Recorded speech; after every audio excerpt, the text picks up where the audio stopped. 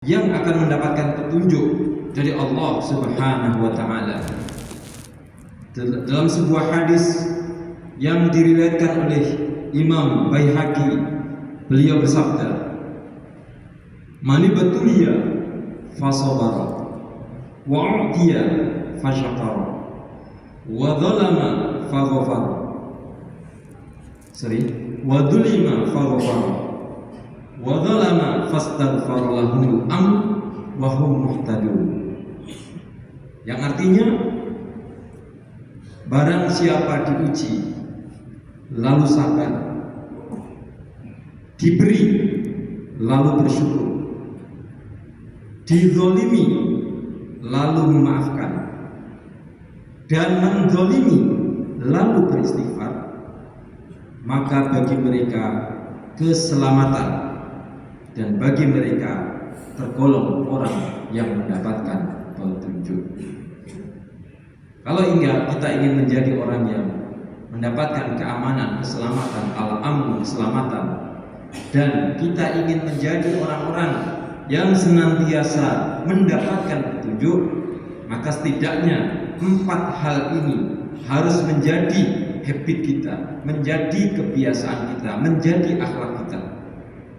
Yang pertama adalah ketika mendapatkan ujian, dia bersabar. Sabar dalam menghadapi ujian. Yang namanya hidup itu penuh dengan ujian. Alladzi khalaqal mauta wal hayata liyabluwakum ayyukum ahsanu amala.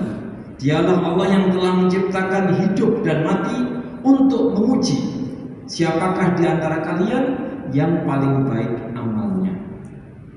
Hidup ini ujian, yang dengan itulah akan tersaring siapa di antara mereka yang benar dan siapa di antara mereka yang berdusta. Siapa di antara mereka yang tetap teguh dalam keyakinannya dan siapa di antara mereka yang kemudian menyimpang dari apa yang seharusnya dia yakini. Dalam sebuah ayat Quran surat Al-Baqarah ayat yang ke-155 Allah berfirman, "Walanabluwannakum bisyai'in minal khawfi wal ju'i wa naqsin minal amwali wal anfusi wath thamarat wa basyirus sabirin." Dan pasti kami akan menguji kamu dengan sedikit ketakutan, kelaparan, kekurangan harta, jiwa dan buah-buahan. Dan sampaikanlah kabar gembira kepada orang-orang yang sabar. Allah SWT dalam surat Al-Baqarah ayat 155 ini di awal ayat tadi disebutkan walanabluwannakum. Di situ ada lam ta'kid, ada nun ta'kid. Lam walanabluwannakum, lam yang di depan itu menunjukkan sungguh benar-benar. Nun di belakang yang ditasydid itu juga menunjukkan sungguh benar-benar. Artinya ujian itu adalah sebuah peristiwa. Walanabluwannakum, sungguh benar-benar kami pasti akan menguji. Jadi ujian dalam hidup itu adalah sebuah kepastian. Nah, bagaimana kita mensikapinya? Kalau kita ingin menjadi orang yang mendapatkan petunjuk ketika mendapatkan ujian, maka harus bersabar. Dan sabar itu adalah baik. Itu yang pertama. Kemudian yang kedua adalah apabila diberi, maka ia bersyukur. Lawannya dari ujian itu adalah pemberian, kenikmatan. Ketika mendapatkan kenikmatan, maka dia bersyukur atas kenikmatan itu. Syukur atas apa yang Allah SWT berikan untuk kita. Menjalani kehidupan ini, kalau kita lihat sedemikian banyak karunia, kenikmatan yang Allah SWT berikan kepada kita, maka sudah sepantasnya dan selayaknya kita mensyukuri pemberian-pemberian itu. Hidup manusia ini kan kalau bukan ujian, kenikmatan.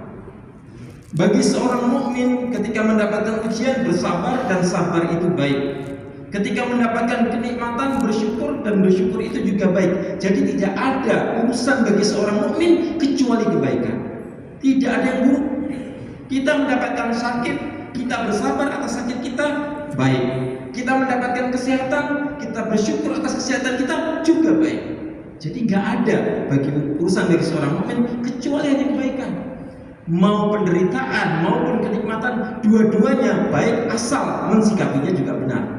Kalau kita mendapatkan musibah, kemudian kita bersuudzon kepada Allah SWT, berarti sikap kita atas musibah itu bukan sikap yang positif.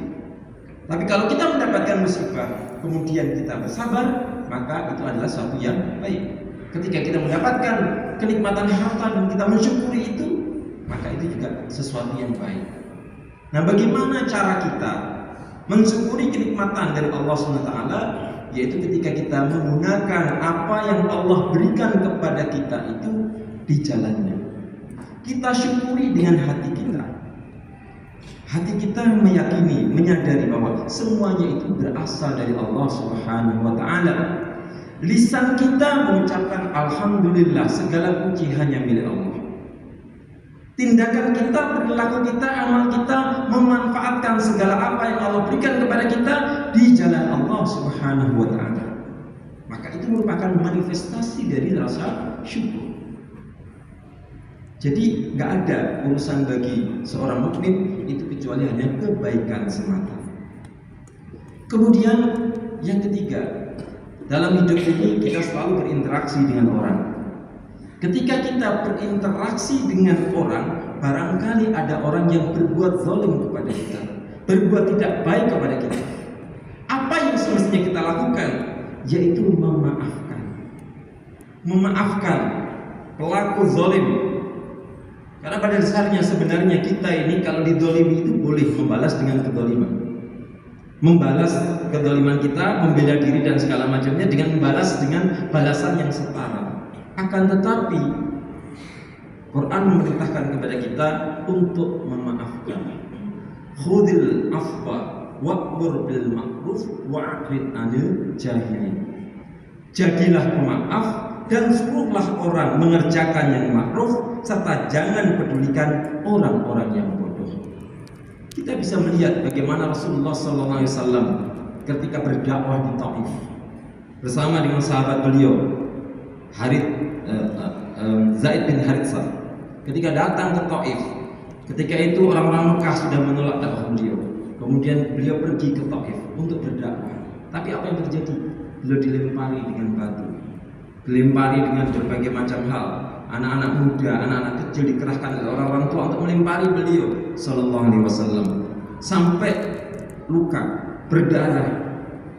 Bahkan kemudian ketika berhenti dan beristirahat dengan sahabatnya ini, kemudian ada malaikat yang menawarkan untuk menimpakan gunung itu kepada penduduk Taif.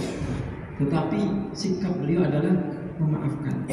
Mungkin dari generasi ini mereka belum menerima Islam, tapi siapa tahu anak keturunannya nanti akan menerima dakwah Islam.